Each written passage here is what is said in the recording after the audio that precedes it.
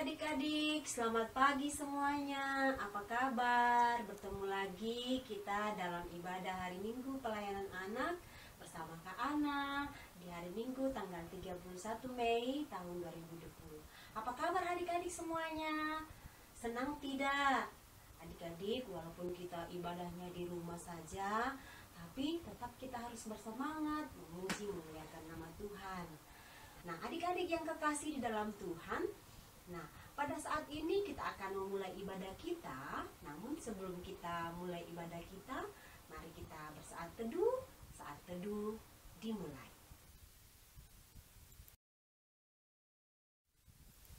Saat teduh selesai. Nah, adik-adik, tiba saatnya kita akan mulai ibadah kita. Kita memuji Tuhan. Nah, ikuti lagunya. Mari kita bernyanyi bersama-sama.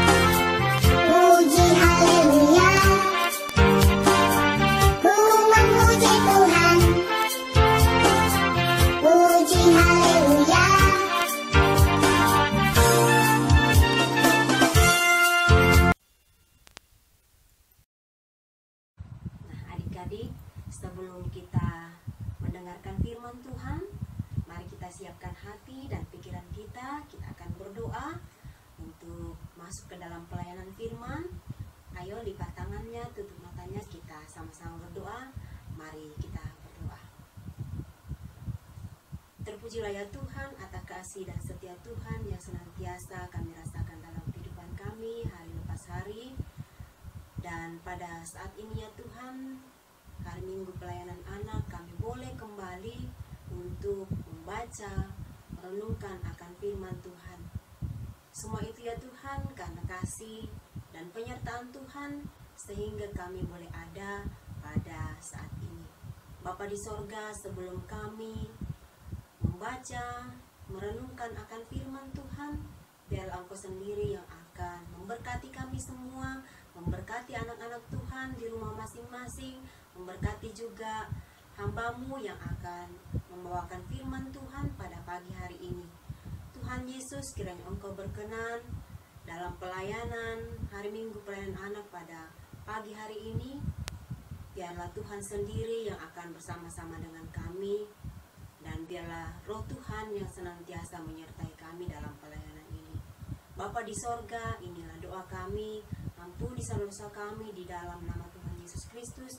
Kami berdoa kepada Bapa di sorga. Amin. Adik-adik yang kekasih, ayo siapkan Alkitabnya. Dibuka Alkitabnya dari pembacaan kita pada pagi hari ini terambil dari Kitab Yoel. Kitab Yoel pasal 2 ayat 28 sampai dengan ayatnya yang ke-29. Ayo kita baca sama-sama ya. Kemudian daripada itu akan akan terjadi bahwa aku akan mencurahkan rohku ke atas semua manusia. Maka anak-anakmu laki-laki dan perempuan akan bernubuat. Orang-orangmu yang tua akan mendapat mimpi. Teruna-terunamu akan mendapat penglihatan-penglihatan.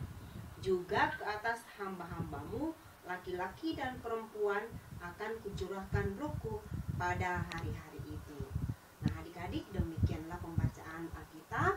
Terpujilah Kristus. Haleluya.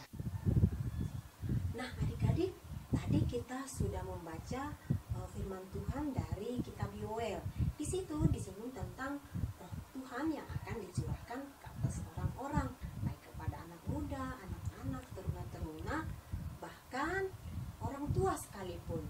Nah, kalian pernah dengar tidak tentang Roh Kudus itu? Pasti sudah pernah dengar pada saat mengikuti ibadah-ibadah, baik ibadah rumah tangga, ibadah pelayanan anak, maupun ibadah-ibadah yang lainnya, pernah memberitakan atau pernah menyebutkan kata Roh Kudus. Nah, apa sih Roh Kudus ini, teman-teman? Tahu tidak Roh Kudus itu apa? Nah, coba kita simak sama-sama seperti berikut ini.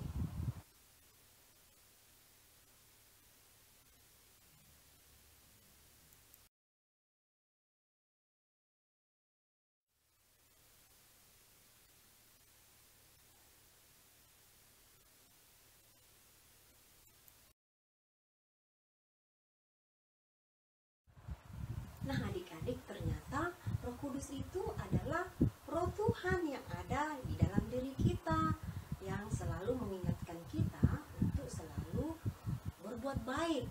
Ya, Roh Kudus itu adalah Roh Tuhan yang selalu ada untuk siap menolong kita dan mengingatkan kita untuk selalu berbuat baik. Nah, apa sajakah perbuatan-perbuatan baik itu yang dituntun oleh Roh Kudus? Coba kita lihat sama-sama perbuatan apa saja itu, adik-adik. Contohnya misalkan kita lihat berikut ini.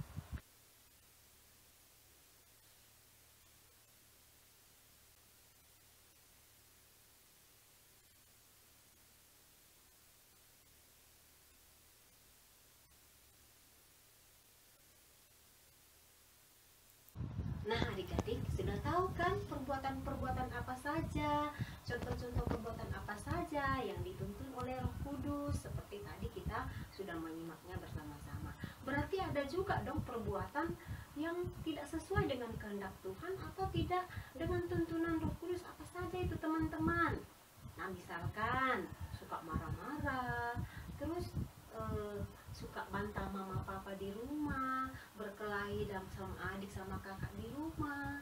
Terus apa lagi ya? Duh, malas bantu-bantu mama di rumah. Terus apa lagi? Wah, tidak mau berdoa. Terus apa lagi? Wah, malas sekali baca Alkitabnya, terus malas beribadah. Nah, itu adalah perbuatan-perbuatan yang tidak sesuai dengan kehendak Tuhan.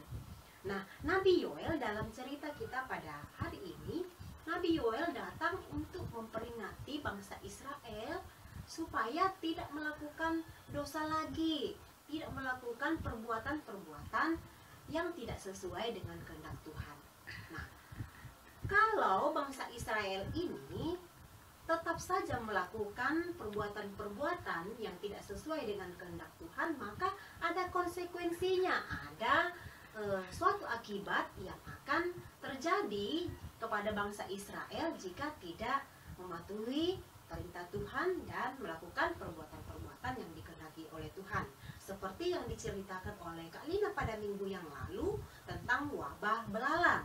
Nah, bangsa Israel mengalami bencana pada saat itu karena bangsa Israel tidak melakukan kehendak Tuhan. Tetapi Tuhan tetap mengasihi bangsa Israel dengan akan mencurahkan Roh Tuhan ke atas pemuda-pemuda, anak-anak, bahkan orang tua, mengadakan pemulihan kepada bangsa Israel jika bangsa Israel mau bertobat, ya. Jadi, adik-adik yang kekasih, Tuhan itu mau kita supaya berbuat sesuai dengan kehendak Tuhan, sesuai dengan tuntunan Roh Kudus. Nah, jika kita melakukan perbuatan-perbuatan yang tidak sesuai dengan kehendak Tuhan, tentu ada akibatnya, konsekuensi yang terjadi pada diri kita.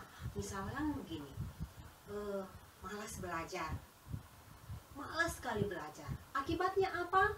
Nilainya jadi rendah atau nilainya tidak bagus.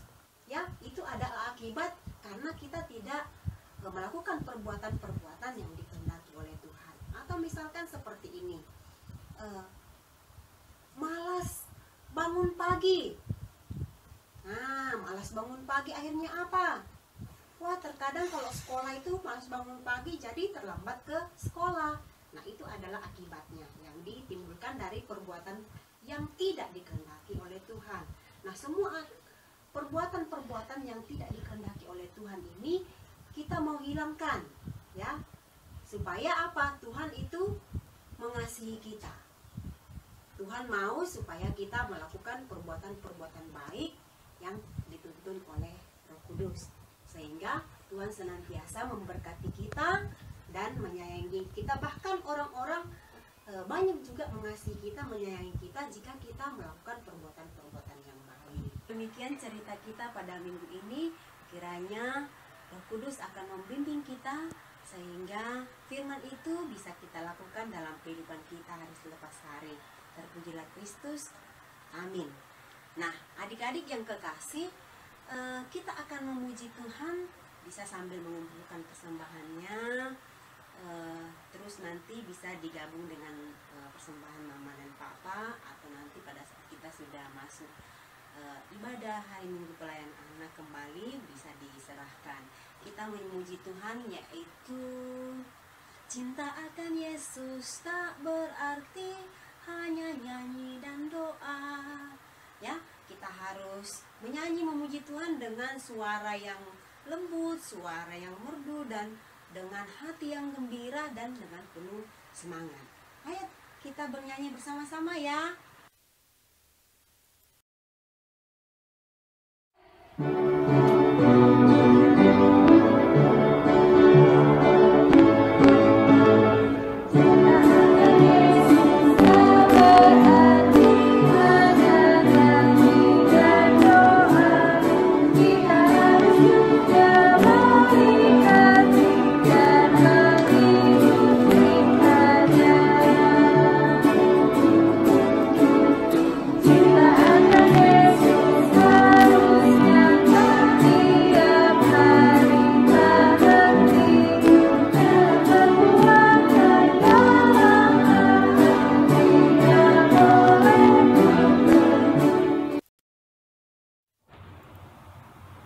Adik-adik, tiba saatnya kita akan berdoa bersama-sama. Ayo, mari kita lipat tangannya, kita berdoa. Mari kita satu dalam doa. Bapa di sorga, terima kasih atas waktu yang indah yang Engkau anugerahkan bagi kami untuk dapat beribadah pada pagi hari ini. Walaupun hanya di rumah, tetapi kami akan percaya bahwa Tuhan senantiasa menyertai kami. Bapa di sorga, berkati firman yang sudah disampaikan, biarlah menjadi pedoman dalam kehidupan anak-anak Tuhan dan bagi kami semua. Terima kasih ya Tuhan atas semua berkat-berkat Tuhan dalam kehidupan kami. Kau kiranya memberkati anak-anak Tuhan dimanapun mereka berada.